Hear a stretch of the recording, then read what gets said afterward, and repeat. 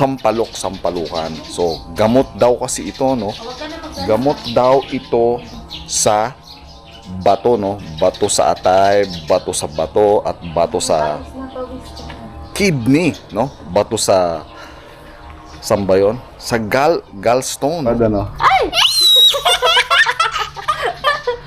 Hindi naman siya nakakalipad. Kawawa naman. Oh. Ay! Say hi.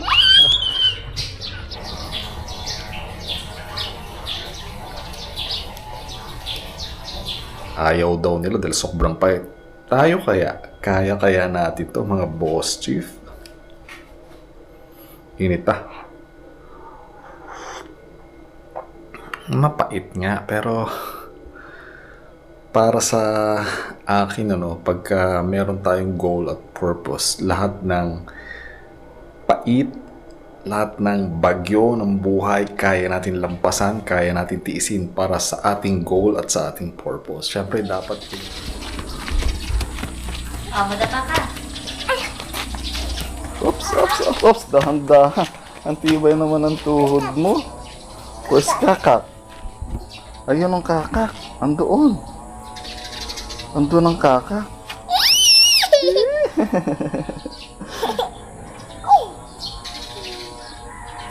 Takipan mo la after mo mag-drink ng ha. Kakak. Takpan mo. Close mo. Close your Very good. tubigan. Hi sa camera. Hi.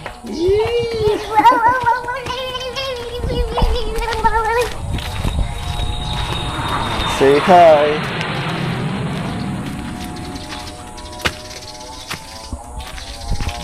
Ayan mga boss chief, narito lang ulit kami ng aking baby sa compound at nagbabanding lang ulit.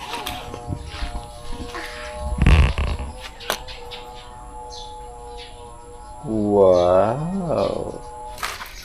Hi. Say hi. Ayan mga boss chief. So magandang araw, magandang gabi. Nasaan man kayo lupalop ng mundo ngayon? Tuloy pa rin ang buhay dito sa Pilipinas. Umulan man, uumaraw, mag-El Nino o La Nina, syempre, tuloy-tuloy pa rin. Ano man ang mangyari. Yan. Nakikita nyo ba to mga boss chief? Ito yung tinatawag na sampalok-sampalukan, no? Kung si Kainags ang kinukuha niya rito sa compound ng sa ating bakuran ay mga pansit-pansitan, ako naman, ito yung aking binunot. Ang sampalok-sampalukan. So, gamot daw kasi ito, no? Gamot daw ito sa bato, no? Bato sa atay, bato sa bato, at bato sa kidney, no? Bato sa saan ba yun? Sa gallstone, no? Gallstone. Ayan. So, kailangan natin manguha nito at maglaga. Wala na. Kasi na-detect pala tayo, no? Naalala nyo ba nung ako ay nagpa-check up last week? So, nakuha ko na yung result ko last Monday lang. At, ayun, mga boss ship, no? Nakakalungkot. Grabe. So, mataas pala yung, hindi naman ganun kataas yung aking cholesterol. And then, may uric acid din ako na kailangan ko siyang pababain. Kasi kung hindi, magagaya ako kay Kainags, no? Na yung hindi makalakad, merong gout. Naku, mukhang may lahi yata kami nun, ano? Mukhang may lahi yata kami nun. Kaya pagka hindi ko napababa ang uric acid ko, ang sabi ni doktora, mauwi yun sa gout. Yung hindi makalakad, gaya kay Kainags. Naku, Diyos ko, wag naman, ano? Kaya niresitahan ako ng doktor ng gamot. At ganoon din ay yung para sa cholesterol, may reseta rin siya para sa atin. Pero doon sa gallstone, nakakalungkot naman, mga boss chief, no? Biro nyo, si Mr. Accountant, ano? So, nag-chat siya sa GC namin na nagtatanong na, yun, nag-uusap kami, no? Dahil meron pala siyang kidney stone, no? Kidney stone, no? 1 centimeter yata ang laki ng kanyang kidney stone. So, yun, nagbigay kami ng mga opinion, mga alternatives, herbal medicine kung paano yun matutunaw o gagamutin, ano. Isa ito, no, sa ibinigay natin sa kanya. Kasi nakita natin sa YouTube na sa Facebook, so napakaganda raw nito. Ni-research din natin siya, no. Ni-research din natin siya kay ChatGPT. Napakaganda pala nito sa gallstone, kidney stone na gamot tong sampalok-sampalukan na to. And then, hindi ko akalain na yun nga, kwento ko sa inyo.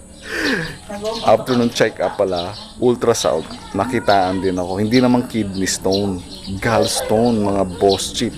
At biruin nyo yun, yung kay Mr. Accountant, 1 centimeter, yung sa akin ay 1.6 centimeter.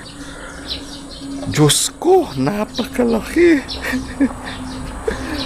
At ang sabi ng doktor, wala nang gamot yun. Kaya hindi na ako binigyan ng any reseta para tunawin o gamutin yung ganong kalaking gallstone. Kasi hindi na raw talaga, anuman sa history, hindi raw talaga nagamot o natunaw yun.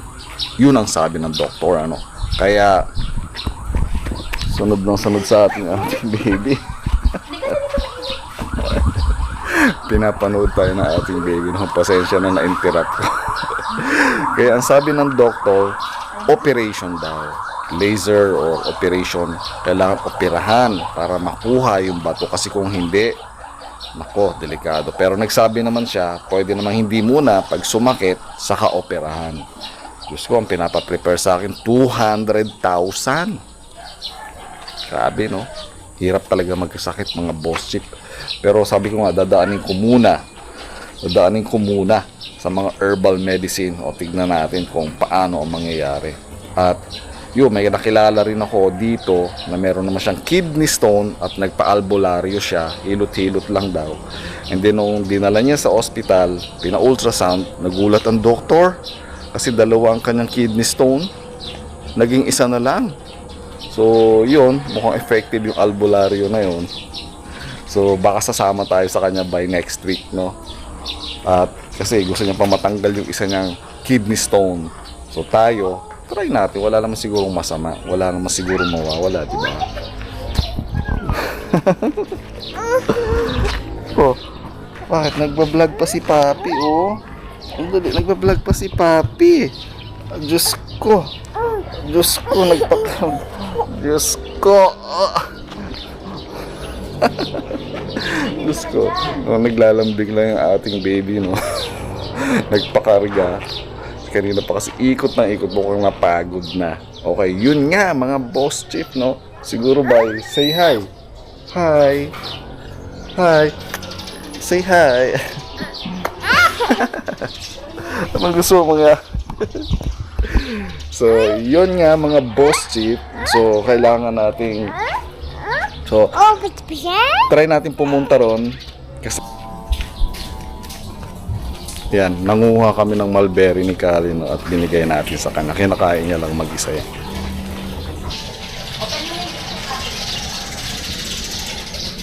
Ubus na yan, yung mulberry mo. Dirty.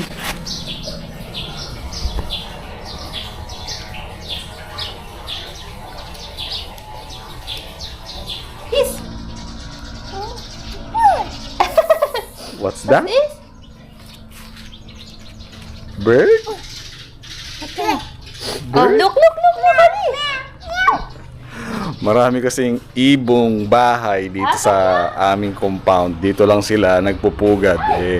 Nahulog yata yung inakay. So, hindi rin makalipad kaya nakuha. Pero pawawalan din naman namin yan. Tuwang-tuwa si Kali. Ayan.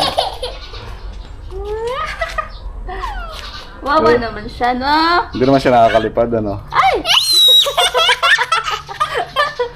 Hindi naman siya nakakalipad. Ayan. Wawa naman. Oh. Ay!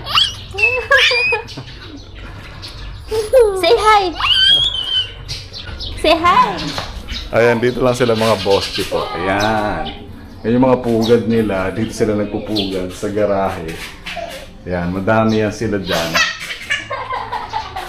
Actually, ilang beses na natin inaalis yung pugad kasi Tingnan mo, ang dumi mo. nadudumihan yung mga labahin natin, tsaka ang dami nilang pupo nung mga ibon. Kaya inaalis natin. Pero balik pa rin sila ng balik, ano? Balik pa rin ng balik. Oh. Bird. Ah, bird! Nasaan yung eyes ng bird?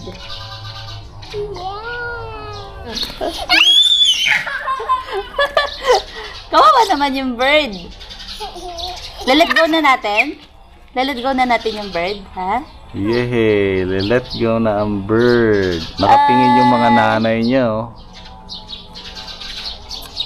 Marami pa naman dyan, makikita tayo. Ayan. Babay na natin. Say bye-bye na. Bye-bye Say na natin. bye-bye! Bye-bye!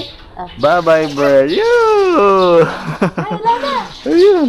Lipad na! Bye-bye!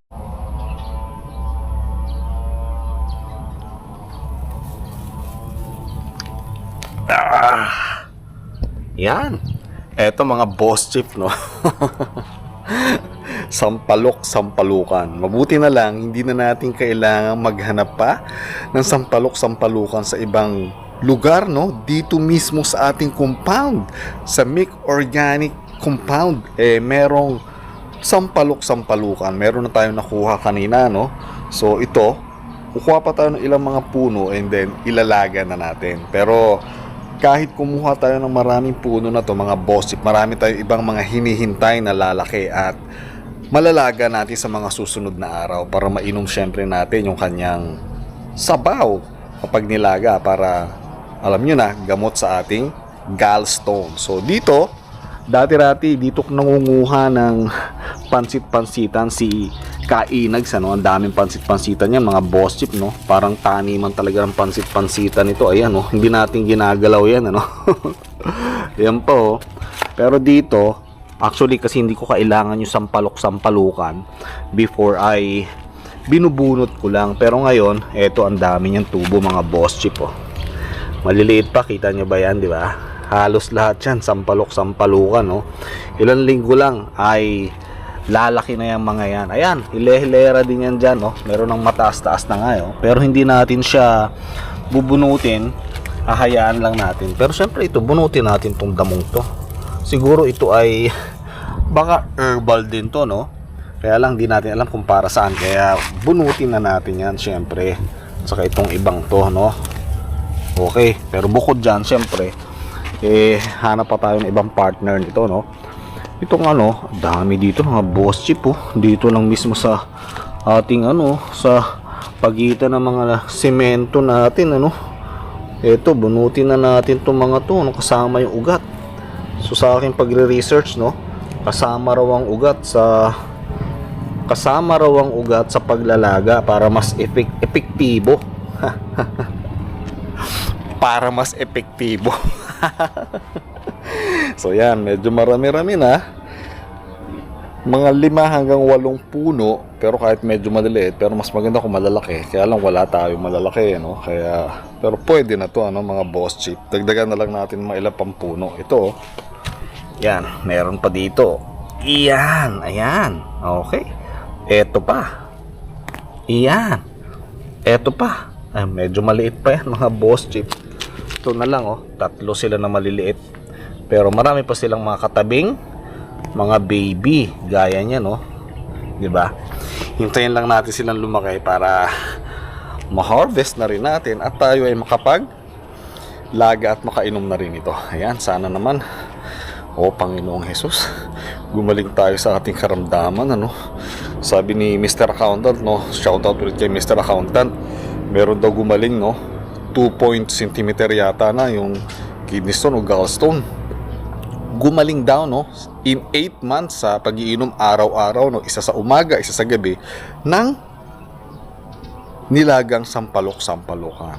Pero sana mangyari din sa atin yun. Pero syempre, kailangan lang natin talaga ng malalim at malakas na pananampalataya para gumaling tayo sa karamdaman natin. Pero syempre, nasa Diyos ang awa, nasa tao ang gawa. Kaya, yung gawa natin, kailangan nating uminom ng mapait na sampalok-sampalukan. Maraming ayaw uminom nito, mga boss chip, no, kasi Ang pait daw, sobrang pait. Pero sa akin naman, para sa katawan ko at para sa ikagagaling ko, magtitiis ako na uminom ng napakapait na sabaw o ng nilagang sampalok-sampalokan. Ayan, laga na natin mga boss chief.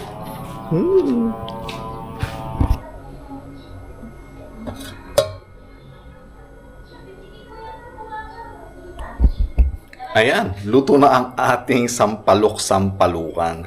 Palalamigin na lang natin mga boss chief at pagkatapos nun, iinom tayo mamayang gabi, no? Tsaka bukas ng umaga, i-ref natin yung iba para pag may sobra sa susunod na araw, paiinitin na lang natin or hahaluan na lang natin ng mainit na tubig. Alam nyo ba mga boss chief na ang 1.6 gallstone ko ay wala na palang solusyon, hindi na kayang matunaw, hindi na kayang gamutin. Yan ang sabi ng ating doktora, ng ating doktor. Pero sabi niya hindi na matutunaw at wala na siya inirekomendang kahit anong klaseng gamot. Pero sabi niya pwede ng operation gaya na nabanggit ko kanina.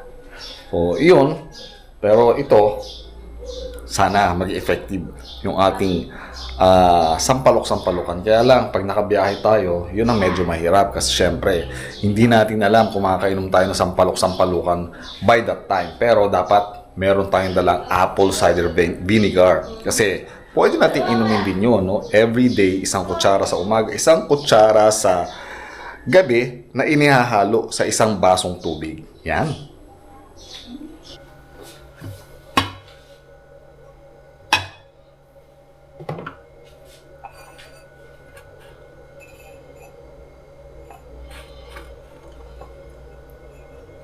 So, kailangan natin siyang salain mga boss chief, no? Kasi may mga dahon na natanggal doon sa kanyang puno, kaya kailangan salain siya para maalis yung mga dahon, syempre.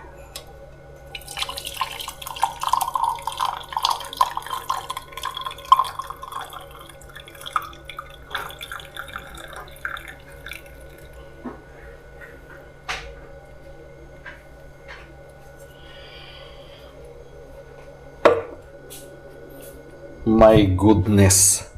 Akala ko yung 3 tasa na nilaga natin mga 2 tasa, pero 1.5 tasa lang siguro ito. Kaya lang sa isang mug kasi siya, kaya isang mug lang siya. Pero ito mga boss chief 1.5 tasa. So ngayon natin matitikman kung gaano ba talaga kapait ang lasa ng sampalok-sampalukan na to. Tikman natin mga boss chief. Pero para sa ating gallstone, para matunaw, sana matunaw nga, no? Hindi natin alam, pero dapat consistent kasi ang pag-inom nito, no? Isa sa umaga, isa sa gabi. In 8 months, no? Kagaya nung nabalitaan natin, natunaw in 8 months, pero everyday yun, mga boss chief. Tignan natin, ano? Ayaw daw nila dahil sobrang pait. Tayo kaya natin to mga boss chief. Inita. Mapait nga, pero para sa akin, pagka meron tayong goal at purpose, lahat ng pait, lahat ng bagyo ng buhay, kaya natin lampasan, kaya natin tiisin para sa ating goal at sa ating purpose. Siyempre, dapat ganyan yung attitude natin para maging successful tayo sa buhay. At siyempre, attitude natin para maging healthy ang ating katawan. Siyempre naman, pait niya.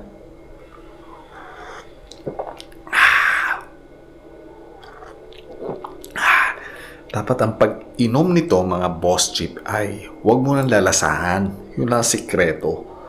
Pag inom mo, lunok agad, lunok agad, huwag nang lasahan para hindi mo malasahan yung sobrang pait niya. Grabe.